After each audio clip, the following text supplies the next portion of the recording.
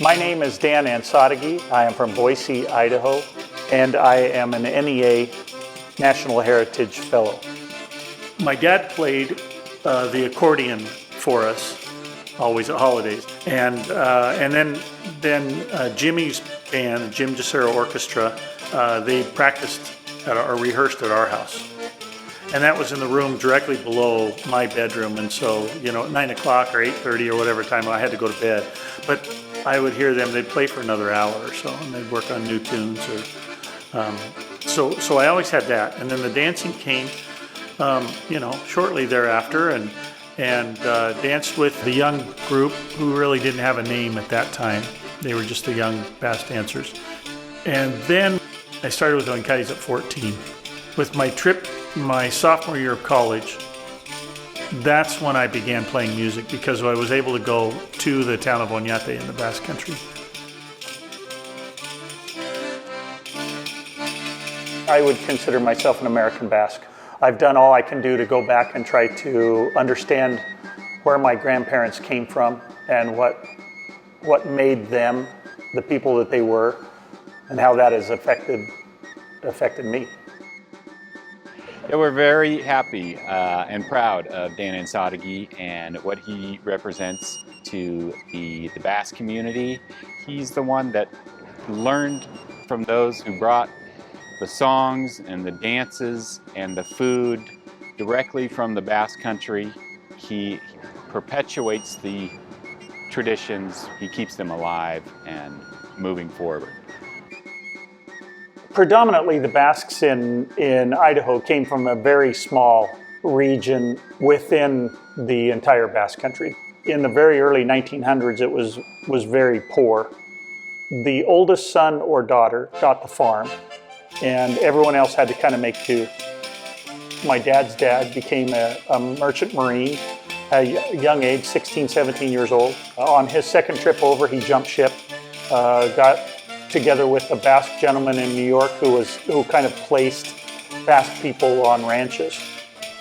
Grandma Epi came over and she was used to cooking bacalao vizcaína, and she had choricero peppers, which were kind of a mild chili pepper.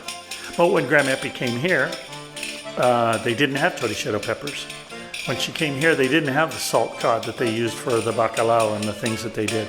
They didn't have fresh fish, and they had lamb. And she's now, instead of cooking for their little family at home, she comes over here and she's the head cook for 30 hungry Basque shepherds and the whole ranch. Everybody works on the ranch. Says, what am I going to do? So Basque cooking evolved incredibly in the United States, and you see that in the Basque boarding houses.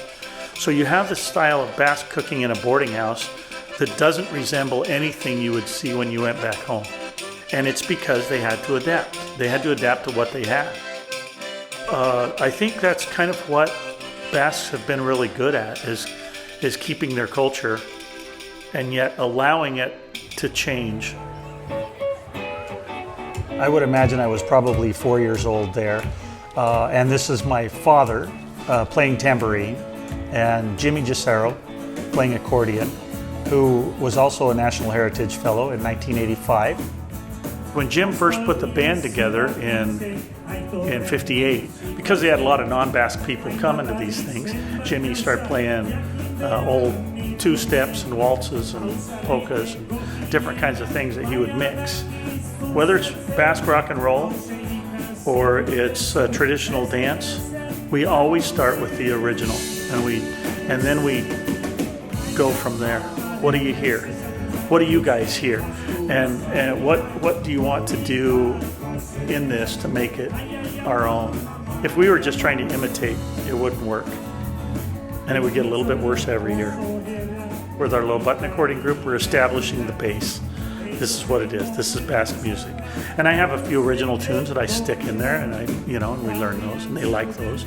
But for the most part, we're establishing a base. Then, as long as you keep a foot in that, then where you go has those roots.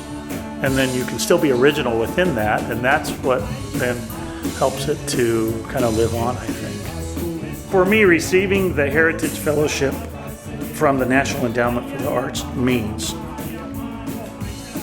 it's a show of appreciation for everything that everybody has done around here. I didn't do any music on my own. I didn't open a restaurant by myself, but I've been able to be there. And to me, that's the biggest thing. We've got to live it. We've got to, if we're just imitating, it's going to die. If we're living it and having fun and teaching others about it, it'll go on.